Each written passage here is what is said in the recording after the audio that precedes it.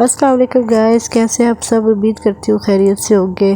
آج کچھ میری طبیعت خراب ہے۔ Welcome to my channel. تو دعا کریں کہ میں بالکل ٹھیک ہو جاؤں۔ مجھے گلا خراب ہے اور فلو ہو گیا ہے، ساتھ میں ہلکا ہلکا بخار بھی ہے۔ میری آواز سے پتہ چل رہا ہوگا۔ تو آج میں آپ کو بریانی بنانا سکھاؤں گی۔ سب سے پہلے ہم نے پیاز براؤن کی ہے، اس کے اندر ہم نے مصالحے مکس کی ہے، کالی مرچ، نمک، دھنیا پاؤڈر، یہ سارے ہم نے پیاز میں ڈال دینے ہیں، اور ہلدی، ٹھیک ہے، آپ اپنے ٹیسٹ کے حساب سے ڈال سکتے ہیں۔ میں نے ایک چمچ ڈالی ہے، اس کو اچھی طریقے سے پیاز میں مکس کر دینا ہے، اور یہ اچھی طریقے سے یہ مسالہ آپ نے براؤن کرنا ہے، تاکہ یہ جتنی اچھی طرح بھلائی کریں گے اتنا ہی اچھا اس میں ٹیسٹ آئے گا۔ اس کے بعد چکن لینا ہے، ٹھیک ہے، فریش چکن۔ تو وہ فریش چکن کے لیے مسالہ بنانا ہے، جو ہم نے پیاز کا مسالہ بنایا تھا اس میں تھوڑا سا پانی ڈالنا ہے۔ پانی ڈال کے اس کو مزید کچھ سیکنڈز کے لیے بھوننا ہے۔ جب اچھی طرح مسالہ فرائی ہو جائے گا تو اس کے اندر ہم نے ٹماٹر کاٹ کے ڈالے ہیں، اور ساتھ میں یہ گارلک، ٹھیک ہے۔ اس کو اب اچھی طرح سے بلینڈر مشین میں بلینڈ کریں گے، تاکہ بہت آسانی سے ہمارا اچھا سا مسالہ تیار ہو جائے۔ جب یہ بلینڈ ہو چکے گا تو اس کو بھی ہم نے جو مسالہ بنایا ہے اس کے اندر ڈالنا ہے۔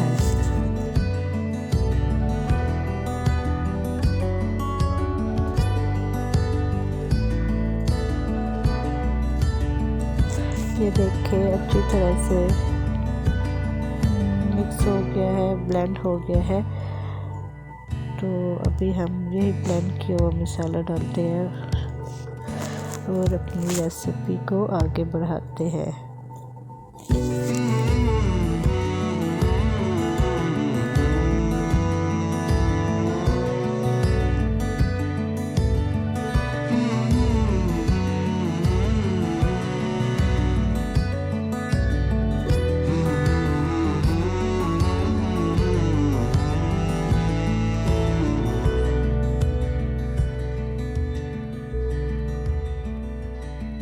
اس کے بعد ہم نے اس مسالے کے اندر چکن ڈال دینا ہے، اور پھر چکن کی بھنائی کرنی ہے اچھی طرح، تاکہ یہ اچھی طرح سے گل جائے، اور ساتھ میں تھوڑے تھوڑے پانی کے چھینٹے بھی مارنے ہیں۔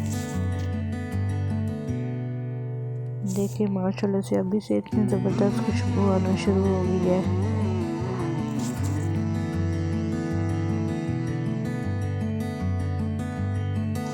اب مزید اس کے اندر پانی شامل کرنا ہے، تاکہ چکن اچھی طرح سے گل جائے، اور تقریباً 2 کپ اب اس کے اندر پانی ڈال دیں، اور پھر اس کے بعد اس کو ڈھکن دے دیں، اس کو دم پہ لگا دیں، تاکہ یہ اچھی طرح سے گل جائے۔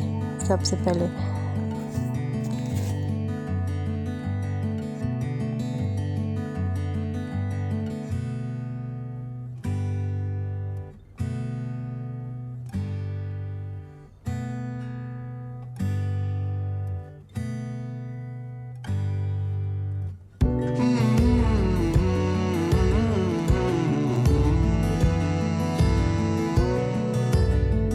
آپ ساتھ میں چاول بوائل کرنا بھی الگ سے پتیلے میں رکھتے، اور پانی گرم کرے، اس کے اندر تھوڑا سا نمک 2 چمچ ڈالے، اور پھر اس کے بعد بریانی مسالہ مکس کرے، اور پھر چاول بوائل کر دے، اور بوائل کر کے پھر اس مسالے کے اندر مکس کر دے، چکن کے اندر مکس کر دے، تو بہت مزیدار چاول بنتے ہیں۔ وہ میں ریکارڈ کرنا بھول گئی تھی، تو اس وجہ سے۔ اور اس کے علاوہ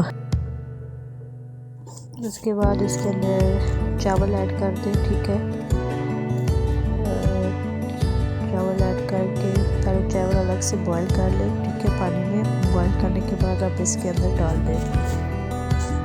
اور ہاں، ایک اور بات کہ میرے چینل کو پلیز آپ لوگ سبسکرائب کر دیں، ویڈیوز دیکھ کے چلے جاتے ہیں پر سبسکرائب نہیں کرتے، جب آپ سبسکرائب کرتے ہیں تو جو محنت ہوتی ہے اس کا پھل مل جاتا ہے، اور آپ لوگ کی وجہ سے ہی میں گرو کروں گی۔